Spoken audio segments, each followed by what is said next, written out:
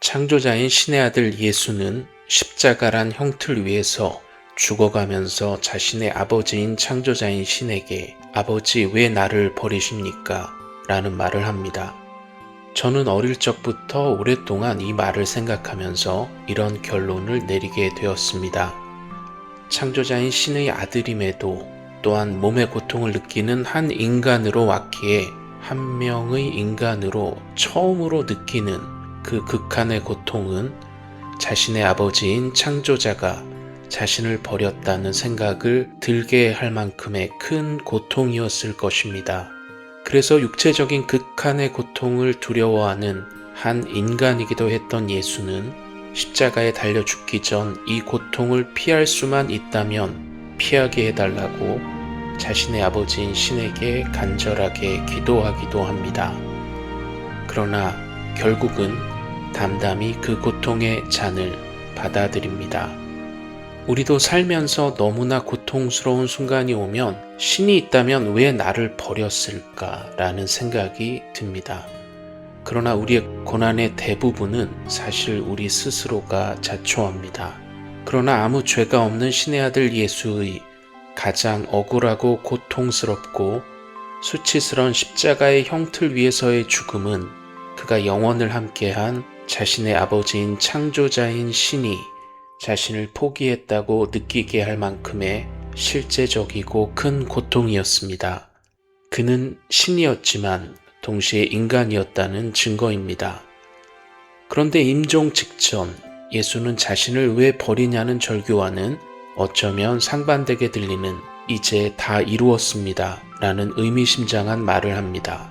그는 도대체 이런 억울하고 처참한 죽음으로 무엇을 이뤘다는 것일까요? 바로 자신의 창조자를 배신한 인간들의 죄를 홀로 짊어진 희생양으로서의 자신의 임무를 완수했다는 말입니다. 그는 그렇게 창조자인 신의 아들임에도 자신의 피조물인 인간으로 태어나서 살다가 한 인간이 겪을 수 있는 어쩌면 가장 잔혹하고 억울한 죽음을 맞이합니다. 그런데 엄청난 반전은 이미 그는 그가 나무에 달려 죽기 위해 왔음을 너무나 잘 알고 있었다는 것입니다. 그렇게 자신의 목숨을 주어야만 끝나는 것을 그는 너무나 잘 알고 있었습니다. 히브리서에 보면 그가 이런 극한의 고통을 참을 수 있었던 이유는 그의 이 가장 절망적으로 보이는 죽음 이후에 펼쳐질 시나리오 또한 그는 동시에 너무나 잘 알고 있었기에 우리가 알지 못했던 기쁨과 평화가 그의 그 십자가에서의 죽음의 고통 속에서도 그의 마음속에 분명히 있었다는 점입니다. 이 부분은 제 이전 녹음 "그는 알았다"를 꼭 한번 들어보시고요. 예수가 죽은 십자가는 처절한 패배의 상징 같지만 창조자인 신의 아들 예수는 사실 십자가 위에서 인간의 최대 원수인 죄와 죽음을 정복한 것입니다. 즉 그리스도 예수의 십자가는 자신의 창조자에게 반역죄를 저질러 초래한 죽음에 대한 영원한 승리의 상징입니다.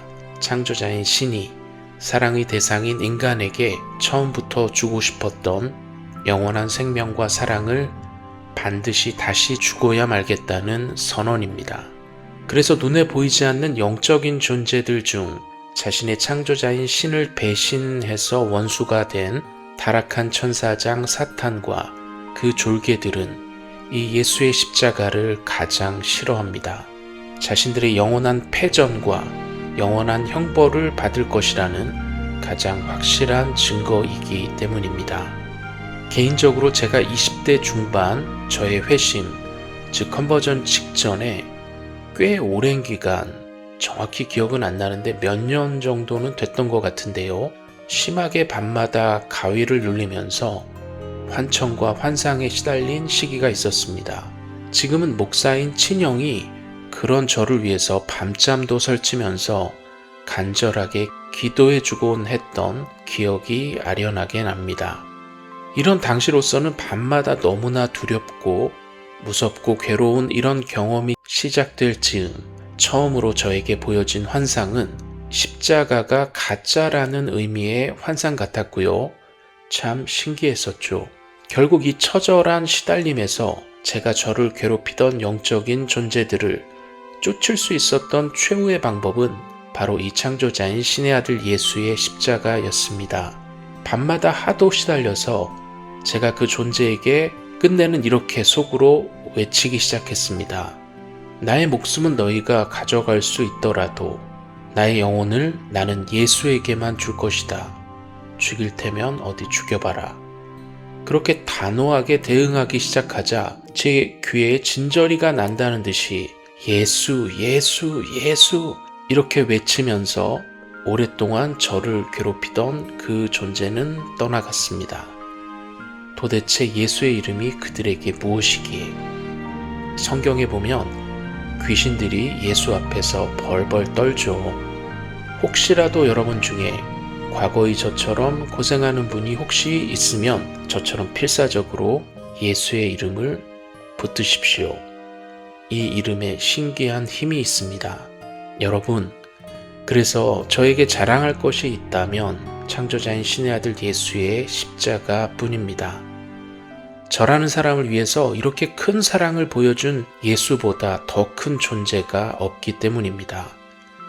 저의 한계에 부딪혀서 모두 포기하고 싶을 때마다 제가 가장 사랑하는 저의 창조자인 신은 저를 자신의 사랑하는 아들인 예수가 저 대신 달려 죽은 십자가 앞에 늘 서게 합니다. 그러면 저는 그 앞에서만큼은 아무 말도 할 수가 없더라고요. 어떤 불평도 더 이상 나오지가 않더라고요. 나를 대신해서 십자가에 달린 나의 창조자인 신의 아들 예수의 사랑이 너무 실제적이기 때문입니다. 나의 어떤 고난보다 그 사랑이 압도적으로 크기 때문입니다. 나의 어떤 억울함보다 그의 억울함이 더 크기 때문입니다. 여러분, 창조자인 신의 아들 예수가 정말로 우리를 대신해서 죽었다면 도대체 이 사랑은 얼마나 큰 사랑일까요? 회심, 즉 컨버전은 이렇게 자신을 대신해서 기꺼이 십자가에 달린 창조자인 신의 아들 예수의 앞에 믿음의 눈을 떠서 서보는 것입니다. 거기에 서보면 십자가에 달린 예수 앞에서만큼은 왜 나를 버렸냐는 말을 도저히 할 수가 없습니다. 그 앞에 서면 그 압도적인 사랑에 압도당합니다. 그래서 현재의 나의 고생이 아무리 클지라도 그와 함께할 영원한 사랑과 비교하면 아무것도 아닌 것처럼 느껴집니다. 그래서 어쩌면 이방인의 사도인 바울이 극심한 육체적인 고통을, 질병을 없애달라고 신에게 여러 번 간청하자 신은 너의 약함 가운데 나의 은혜가 충분하다고 답합니다. 그리고 끝내 바울은 수긍합니다. 자신의 혈통과 학벌과 열심을 자랑하던 그가 그렇게 증오하고 죽이려던 원수 같던 예수가 자신 대신 달려 죽은 십자가만을 자랑하고 다닙니다. 제 이전 녹음 최악의 죄인, 이것도 한번 꼭 들어보시고요. 제가 회심, 즉 컨버전을 경험했던 20대 때 당시 동네 교회에서 사람들과 정말 많이 불렀던 찬양곡 제목은 그 이름의 가사 일부를 읽고 녹음을 마무리하겠습니다. 예수 그 이름 나는 말할 수 없네. 그 이름 속에 있는 비밀을, 그 사랑을 말할 수 없어서 그 풍부함 표현 못해서 비밀이 되었네. 사람들 그 이름 건축자의 버린 돌처럼 버렸지만 내 마음에 새겨진 이름은 아름다운 보석.